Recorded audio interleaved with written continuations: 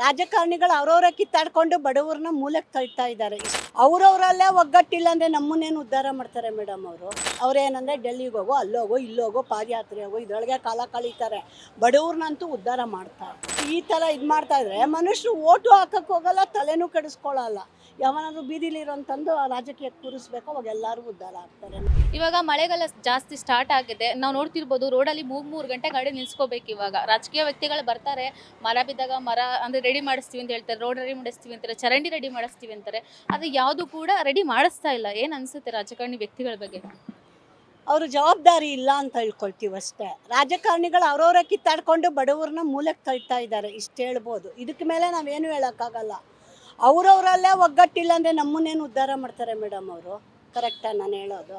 First ಯಾವುದಾದ್ರು ಕೆಲಸ ಹಿಡಿದ್ರೆ ನಮ್ರತೆಯಿಂದ ಜನಗಳಿಗೆ ಸಹಾಯ ಮಾಡಬೇಕು. ಇವ್ರ ತಲೆ ಕಂಡ್ರೆ ಅವ್ರಿಗಾಗಲ್ಲ, ಅವ್ರ ತಲೆ ಕಂಡ್ರೆ ಆಗಲ್ಲ. ನಾವು ಯಾರಿಗೂ ಹೋಗಿ ಹೇಳ್ಕೊಳ್ಳೋಣ? ಅವರಲ್ಲೇ ಒಗ್ಗಟ್ಟಿಲ್ಲ ಅಂದರೆ ಜನಸಾಮಾನ್ಯರು ಏನೂ ಮಾಡೋಕ್ಕಾಗಲ್ಲ, ಇಷ್ಟು ಹೇಳ್ಬೋದು ಅಷ್ಟೇ. ಫಸ್ಟು ಅವರಲ್ಲಿ ಒಗ್ಗಟ್ಟು ಬರಬೇಕು, ಜನಗಳನ್ನ ಉದ್ಧಾರ ಮಾಡಬೇಕು.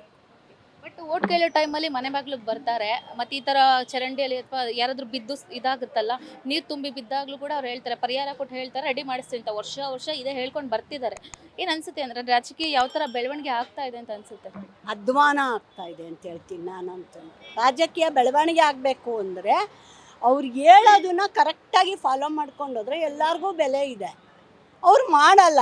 ಅವ್ರ ಮನೆ ಮುಂದೆ ಹೋಗಿ 10 ಜನ ಹೇಳಿದ್ರೆ ಏನು ಹೇಳ್ತಾರೆ, ಮಾಡ್ತೀನಿ ಮೇಡಮ್, ನಿಮ್ಗೆ ಯಾಕೆ ನಾಳೆ ಬರ್ತಾರಂತೆ. ನಾಳೆ ಅನ್ನೋದು ನಾಳೆ ಮುಂದೋಗ್ತಿರತ್ತೆ. ಕೆಲಸ ಅಂತೂ ಸಾಗಲ್ಲ ಅಷ್ಟೇ. ಅವ್ರೇನಂದರೆ ಡೆಲ್ಲಿಗೆ ಹೋಗೋ, ಅಲ್ಲೋಗೋ, ಇಲ್ಲೋಗೋ, ಪಾದಯಾತ್ರೆ ಹೋಗೋ, ಇದರೊಳಗೆ ಕಾಲ ಕಳೀತಾರೆ. ಬಡವ್ರನ್ನಂತೂ ಉದ್ಧಾರ ಮಾಡ್ತಾರೆ. ಏನು ಅನ್ಸುತ್ತೆ ಇವಾಗ ರಾಜಕೀಯ ಇಲ್ಲಿಗೆ ಬಿಟ್ಬಿಡ್ಬೇಕು, ಜನಗಳು ನಂಬಾರ್ದು ನಿಮ್ಮ ರಾಜಕೀಯ ವ್ಯಕ್ತಿಗಳನ್ನ ಅಂತ ಅನ್ಸುತ್ತಾ? ಮುಂದೆ ಹಂಗೆ ಆಗತ್ತೆ. ಮನುಷ್ಯರು ಈ ಥರ ಇದು ಮಾಡ್ತಾ ಇದ್ರೆ ಮನುಷ್ಯರು ಓಟು ಹಾಕಕ್ಕೆ ಹೋಗಲ್ಲ, ತಲೆನೂ ಕೆಡಿಸ್ಕೊಳ್ಳಲ್ಲ. ಯಾವನಾದ್ರೂ ಬೀದಿಲಿರೋಂತಂದು ರಾಜಕೀಯಕ್ಕೆ ಕೂರಿಸ್ಬೇಕು, ಅವಾಗ ಎಲ್ಲರೂ ಉದ್ಧಾರ ಆಗ್ತಾರೆ ನನ್ನ ಪ್ರಕಾರ. ಭಿಕ್ಷುಕ ಇರ್ತಾನಲ್ಲ, ಅವನು ತಂದು ಮೇಲೆ ಕೂರಿಸಿದ್ರೆ ಸತ್ತಿವಾಗ ಒಂದು ಕಷ್ಟ ತಿಳ್ಕೊಂಡಿರ್ತಾನೆ, ನಮ್ಮಂಥವ್ರು ಸಹಾಯ ಮಾಡ್ತಾನೆ. ಇಲ್ಲಾಂದರೆ ನಾವು ಅಲ್ದಾಡ್ತಾನೆ ಇರಬೇಕು. 5 ವರ್ಷಕ್ಕೊಂದ್ಸತಿ ಬರ್ತಾರೆ, ಕೈ ಮುಗಿತಾರೆ, ಕಾಲು ಎಳಿತಾರೆ, ಹೋಗ್ತಾರೆ.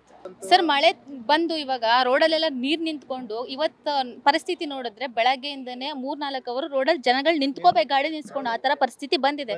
ರಾಜಕೀಯ ವ್ಯಕ್ತಿಗಳು ರೆಡಿ ಮಾಡ್ತೀವಿ ಅಂತ ಹೇಳ್ತಾರೆ, ಬಟ್ ಅದನ್ನ ಕಾರ್ಯರೂಪಕ್ಕೆ ತರ್ತಾ ಇಲ್ಲ. ಏನಂತಾರೆ ಮೇಡಮ್ ಅವರೇ? ಅದೊಂದು ದೊಡ್ಡ ಸಮಸ್ಯೆ. ನಿನ್ನೆ ಒಬ್ರು ಇಬ್ಬರು ವಯಸ್ಸಾದ್ರು ಕೂತ್ಕೊಂಡ್ರು. ಅವ್ರು ಏನಂತಾರೆ ಅಂದ್ರೆ, ಸರ್ ಯಾವ ಥರ ನೀವು ನಾವೇ ಒಂದು 10 ನಿಮಿಷಕ್ಕೆ ಇಳಿಯೋಕೆ ನಾವು ಇಷ್ಟು ಕಷ್ಟಪಡ್ತೀವಿ, ನೀವು ದಿನಲೆಲ್ಲ ಗಾಡಿ ಓಡಿಸ್ತೀರಿ, ಹೆಂಗೆ ಕಷ್ಟಪಡ್ತೀರಿ ಅಂತ ಹೇಳ್ತಾರೆ. ನಾವೇನು ಹೇಳೋದು? ನಮಗೆ ಒಂಥರ ಅವ್ರು ನಾವು ಜಾಸ್ತಿ ಗಾಡಿನೂ ಓಡ್ಸೋಕ್ಕಾಗಲ್ಲ, ಪಾಪ ಗುಂಡಿ ವಯಸ್ಸಾದವರು. ನಾವು ಏನೇನೋ ಮಾಡಿ ನಮ್ಮ ಪ್ರಯತ್ನ ನಾವು ಮಾಡಿ ಇಳಿಸ್ತೀವಿ ಅಂತ ಇದು ನಾವು ಕಷ್ಟಪಡ್ತೀವಿ. ಏನು ಮಾಡೋದು?